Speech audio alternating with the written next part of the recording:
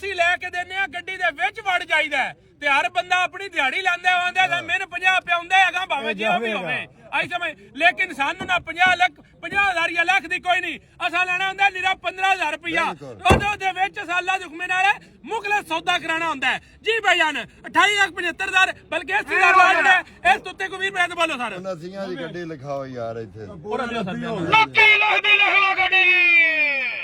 ਪੂਰੇ ਨਸੀਆਂ ਦੀ ਲਓ ਜੀ 29 ਲੱਖ ਦੀ ਗੱਡੀ ਲਿਖ ਲਓ ਸਰ ਦੀ ਹੋ ਗਿਆ ਜੇ ਬਿਆਨਾ ਦਿਓ ਬੋਸ ਕੀ ਹੋ ਗਿਆ ਜੇ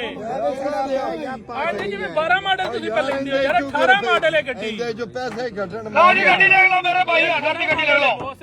ਕੀ ਹੋ ਗਿਆ ਜੀ 30 ਲੱਖ ਦੀ ਗੱਡੀ ਲਿਖ ਲਓ 70 ਦੀ ਗੱਡੀ ਹੈ ਥੱਲੇ ਲਿਖ ਲਓ ਜੀ ਲਿਖ ਲਓ